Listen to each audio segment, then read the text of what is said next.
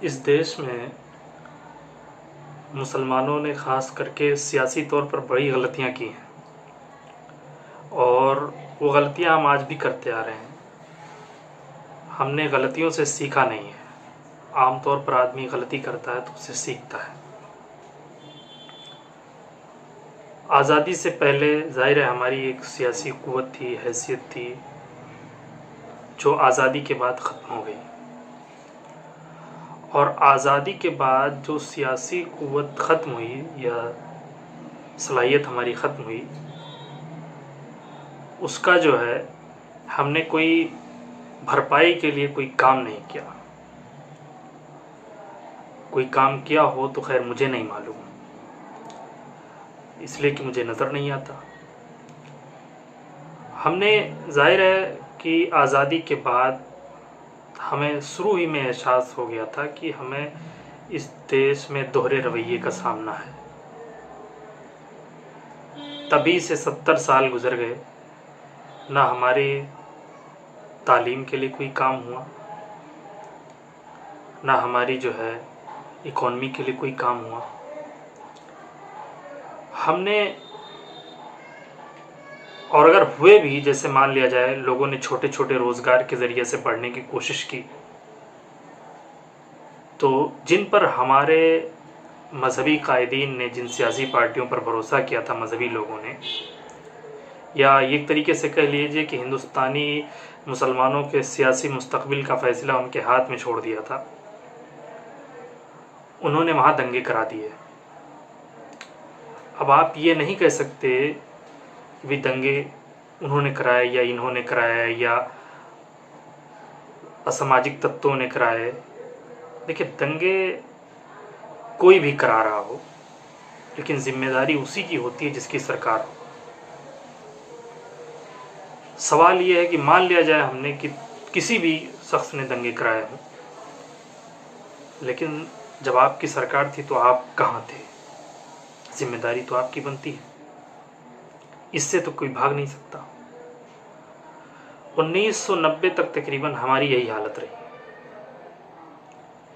कि हम एक ख़ास पार्टी के रहमो करम पर जीते रहे और कोई अपने जो है सियासी, हालांकि हमारी सियासी नुमाइंदगी भी घटती चली गई, हमारा एजुकेशन लेवल भी घटता चला गया और जो है हमारी लिटरेसी रेट भी घट गई, हमारी इकोनॉमी भी घटती चली गई, हम गरीब से गरीब तर होते चले गए। और उसका जो सब कुछ हमें बताने की ज़रूरत नहीं है, वो सच्चर कमेटी की रिपोर्ट में है। 1990 के बाद जो है हम जब देखें कि एक ताकत उभर रही है दाएं बाजू की, राइट विंग की, तो हमने क्या किया, उनके ख़िलाफ़ खड़े हो गए। और किन लोगों ने? इन्हीं लोगों ने खुद खड़ा किया। अगर कोई, जाहिर है राइट विंग उभर रहा है आपके देश में, ऐसे देश में जो जमहूरी हो, ऐसे देश में जो डेमोक्रेसी हो, जहाँ पर वहाँ पर अगर कोई राइट विंग उभर रहा है तो किसकी गलती है उसमें? सरकार की गलती है। लेकिन सरकार ने बजाय अपनी गलती मानने के, उनको रोकने के बजाय मुसलमानों से कहने की कोशिश की, मुसलमानों को डराया कि ये आ जाएंगे तो आपके साथ ऐसा हो जाएगा। हालांकि खुद वही खड़ा कर रहे थे। अगर खड़ा नहीं कर रहे थे तो उनको रोक क्यों नहीं रहे थे? सवाल ये है। डराया और तकरीबन 30 साल तक वोट लेते रहे, और हम हैं कि उस चाल को समझ नहीं पाए। हमने आडवाणी जी को रोकने वाले को चीफ मिनिस्टर बना दिया, इसी तरीके से कार सेवकों पे गोली चलाने वालों को चीफ मिनिस्टर बना दिया। मतलब ये कि राइट विंग के खिलाफ जो गया हम उसी के साथ चल दिए, आंख बंद करके। आज जो हालत है किसे नहीं पता है, कौन आपके साथ खड़ा है। जिन लोगों को आपने चीफ मिनिस्टर बनाया, जिन लोगों को आपने उनके खिलाफ पीएम बनाया, कोई है आपके साथ? जिन लोगों को आपने इक़्तिदार सौंपा, कोई है आपके साथ? अगर आप कहें कि भाई, मैं, सवाल ये है, चलो सीधा सीधा नाम लेके मैं कहता हूँ, बीजेपी आपकी दुश्मन क्यों है? कभी आपका उसने एमएलए खरीदा, कभी उसने आपका सरकार गिराई।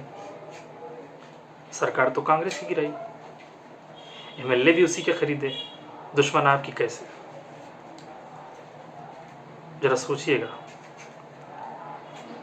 अब आप ये नहीं कह सकते कि बाबरी मस्जिद और जो है इस तरीके से 2002 के दंगे ये सब और हिंदुस्तान से मुसलमानों को बेदखल करने का मामला, CNRC वगैरह सारी चीज़ें उसकी वजह है।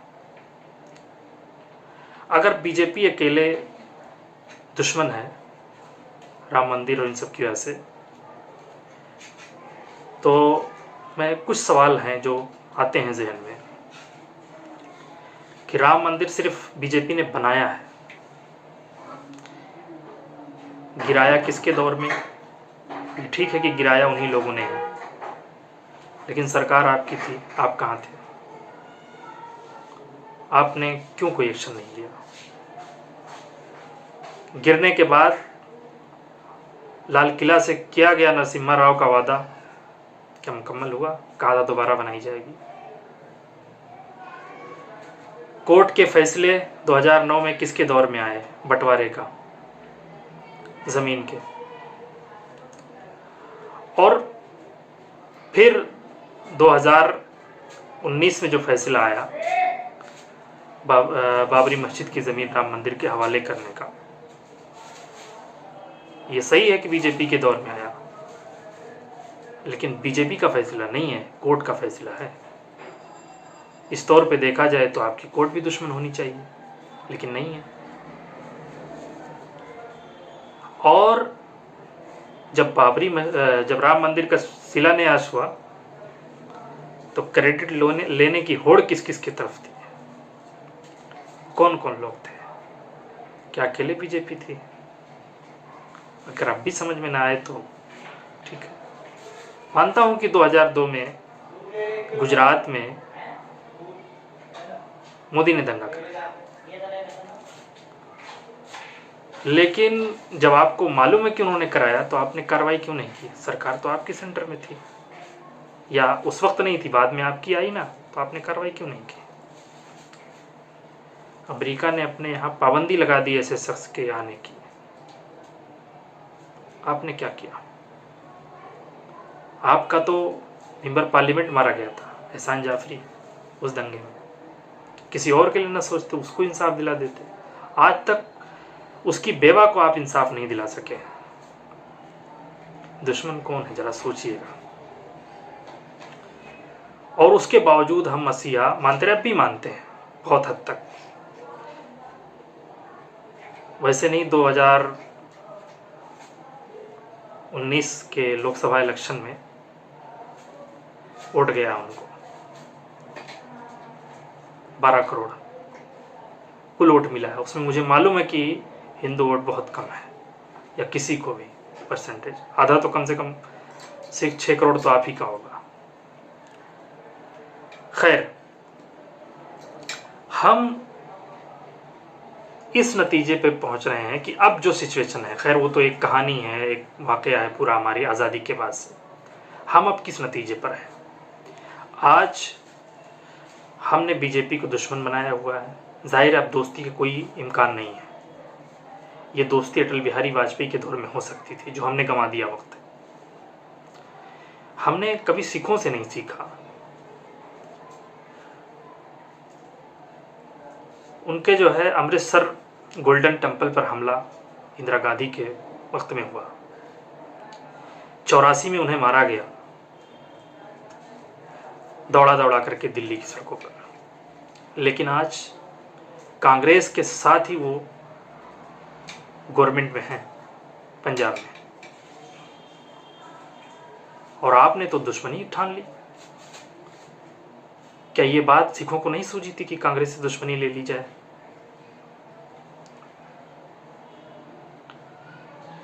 मैं और आपको मिसाल देता हूं, लेकिन उन्होंने ऐसा नहीं किया। आप लोग ये फार्मूला क्यों भूल गए कि भाई सियासत में दोस्ती और दुश्मनी नहीं होती, ये सब परिस्थितियां तय करती हैं, हालात तय करते हैं।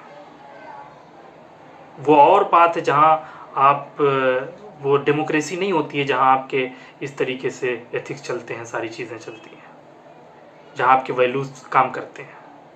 डेमोक्रेसी में वैल्यूज़ काम नहीं करते हैं, डेमोक्रेसी में सिर्फ डिप्लोमेसी काम करती है। आप डिप्लोमेसी भूल गए। ये सही बात है कि डिप्लोमेसी इस्लाम में नहीं है, लेकिन आप जो कर रहे थे वो कहाँ इस्लाम में है? वो भी तो नहीं है।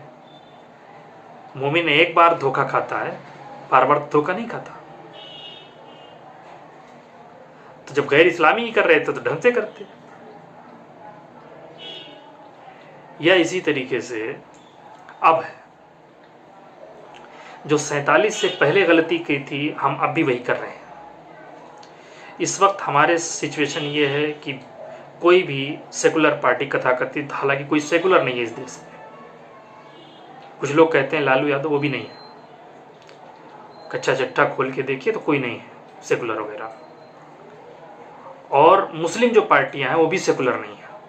ठीक है, आप एक तरीके से आप खुद अपने उस पर देखिए, आप कहेंगे कि जो है हम जमहूरियत की लड़ाई लड़ रहे हैं, संविधान बचाने की लड़ाई लड़ रहे हैं, बहुत सारी, और फिर आप जो है कम्युनल पार्टी, इसमें देखिए आप लाख कह लीजिए कि आपके हक में हैं या किसी के लिए, मैं मजलिस की बात कर रहा हूँ, आपके हक में है, ठीक है, मैं भी मानता हूँ आपके हक में, वो आपके लिए आवाज़ उठाते हैं, आपकी बात करते हैं, लेकिन इससे किसे इनकार हो सकता है कि वो कम्युनल पार्टी नहीं है? जरा सोचिएगा। मैं आपको ये नहीं कह रहा हूं कि आप इनको वोट मत दीजिए, उनको ये कीजिए, मैं सिर्फ सोचने की बात कर रहा हूं। ठीक है, जैसे बीजेपी जो है हिंदुओं के लिए काम कर, हिंदुओं की बात कर रही है, मजलिस भी आपके लिए बात कर रही है। आप बीजेपी को कम्युनल कह रहे हैं, लेकिन मजलिस को सेकुलर कहने की कोई वजह है आपके सामने? आप वोट दें, मैं नहीं रोकता, आप कुछ करें, उनको उन्हें एमएलए बनवाएं, पार्टी बनवाएं, मैं नहीं रोकता। मैं जानता हूं कि इस वक्त आपके पास कोई ऑप्शन भी नहीं है सिवाय उधर जाने के, मजबूरी है, आप जा रहे हैं वहां पर। लेकिन उसके बावजूद इसलिए ये सब बातें हो रही हैं क्योंकि आपने कभी लॉन्ग टर्म नहीं सोचा। आज बीजेपी यहां क्यों है? 1925 से लेकर के 2-4 साल में 100 साल हो जाएंगे। आरएसएस ने मेहनत की है, वो भी चुपके चुपके मेहनत की है, बगैर किसी नाम नमूज शोहरत के। 1980 में आकर के इधर सियासी पार्टी वगैरह बनाई है या दूसरे को सपोर्ट किया है, जो चाहे बीजेपी को हो, जनसंघ हो, जिसको भी किया। 1980 के बाद 1925 से लेकर के 80 तक उसने अंदर अंदर काम किया है, अपना केडर खड़ा किया है, अपना नज़रिया फैलाया है, अपनी जो है पॉलिटिकल सोच फैलाई है, अपना जो उनका हिंदुस्तान के सिलसिले में जो नज़रिया था वो फैलाया है, लोगों को उस पर आमादा किया है। आपने क्या किया है? आपके पास तंजीमें उससे पुरानी हैं, एनजीओज आपके पास उससे पुराने हैं। जमीयत उलमा हिंद उससे 4 साल पहले बनी है आरएसएस से। आप खुद सोचिए जमीयत उलमा हिंद कहाँ है और आरएसएस कहाँ है। इन्होंने अपने आप को कांग्रेस के हवाले कर दिया। आरएसएस की सबसे बड़ी खूबी यह है कि उसने अपने आप को किसी के हवाले नहीं किया, सबसे अपना काम कराया है, चाहे कांग्रेस हो, चाहे जो हो, चाहे बीजेपी हो या छोटी इलाकाई पार्टियां हो, सबके दौर में सबसे मिलकर काम किया। मुल्क का कोई ऐसा सूबा बताइए जहां उनके शाखा लगाने पर रोक हो, जहां वो अपना काम न कर रहे हो, जहां वो अपनी आइडियोलॉजी न फैला रहे हो। मैं एक बात कह रहा हूं, हमेशा कहता हूं कि इस्लाम आपको सियासी रिवोल्यूशन नहीं सिखाता, आपको समाजी रिवोल्यूशन से ले जाकर सियासी रिवोल्यूशन की तरफ ले जाता है। उसकी मिसाल वो है कि अल्लाह के रसूल को मक्के में हुकूमत मिल रही थी लेकिन नहीं लिया। मदीने में जब उसके लिए हालात मुनासिब हो गए, सारी चीज़ें, फिर उसके बाद जाकर के आपने हुकूमत बनाई। वो भी मीसाक़ मदीना कायम करके कितनी हिकमत अमली से बनाए, उसको आप पढ़ लीजिएगा। आपने क्या कर रहा है? आप क्या कर रहे हैं? आप कर रहे हैं कि भाई बीजेपी उठ खड़ी हुई, आपको 2014 के बाद लगा कि अब कोई रास्ता नहीं है। आप तो एक पहली बात ऐन वक्त पर जागते हैं। जब तक आपके सिरहाने कोई गोली नहीं चलाता आपकी नींद नहीं खुलती है। जब आपकी लिंचिंग होने लगी तो आपको उसके प्रोटेक्शन की सूझी। जब आपको सियासी तौर पर अलग थलग कर दिया गया तब आपको सियासत की सूझी। अब भी जब आपको समाज से एकदम से काटा जा रहा है, छूत बनाया जा रहा है, ये बरसों से हो रहा है, आपको भी नहीं सूझ रही है, आपको अभी भी ढंग से नहीं सूझ रही है। आपने देखिए, जब समाज बदल जाता है तो सियासत बदल जाती है। जिस तरीके का समाज होता है सियासत वैसे ही होती है। मैं इसी देश की बात कर रहा हूँ। जब इस देश में सेकुलर लोग ज़्यादा थे तो कांग्रेस चल रही थी, या ये कह लीजिए नाम नेहाद सेकुलर लोग थे या खुल करके आना नहीं चाहते थे, जैसे भी। अब इस देश में कम्युनल लोग ज़्यादा हैं तो कम्युनल सरकार है। जिस दिन आपकी आइडियोलॉजी क्या है? आपने कभी आइडियोलॉजी तय की है? सियासी आइडियोलॉजी आपकी इस देश में कभी तय की है? आप अपनी सबसे पहले सियासी आइडियोलॉजी बनाइए। ओवैसी के पास चले जाना, बदरुद्दीन अजमल के साथ चले जाना, या किसी और के साथ, अखिलेश या सारी चीज़ें, कांग्रेस या बीएसपी एसपी, किसी के साथ चले जाना, या किसी के साथ मिल करके बना लेना हुकूमत, 5 साल हुकूमत कर लेना, 2-4 वजारतें पा जाना, 8-10 MLA हो जाना, 20, ये कोई सियासती हिकमत नहीं है। ये वक्ती बात है, ये सिर्फ शॉर्ट टर्म बात है। ठीक है शॉर्ट टर्म के लिए, लेकिन लॉन्ग टर्म प्लान आपके पास क्या है? इस पर सोचिए। क्या आपके पास कोई आरएसएस की तरह ऐसी तंजीम है जो आपके नज़रियात को पूरे हिंदुस्तान में ले जा सके? क्या आरएसएस के साथ ऐसे लोग घिन नहीं करते थे शुरू में, जिस तरह आज मुसलमानों के साथ है मामला? आरएसएस कोई मुंह नहीं लगाना चाहता था, आरएसएस के साथ कोई उठना बैठना नहीं चाह रहा था, खास करके जब गांधी का कत्ल हुआ उसके बाद। लेकिन आज देखिए आपकी भी हालत ही है। लिंचिंग क्यों हो रही है आपकी? आपको कोई मुंह ले रहा है, आपके हर चीज में जिहाद क्यों ढूंढ लिया जाता है? लेकिन नहीं, वो लोगों में गए, डोर टू डोर गए, हर घर गए, मेहनत की है, बगैर किसी नाम नेहाद के, बगैर किसी पोस्टरबाजी के, बगैर किसी प्रचार के।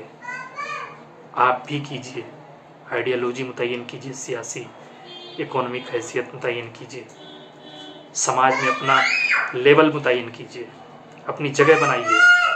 फिर उसके बाद सियासत आपको खुद ब खुद कबूल करेगी।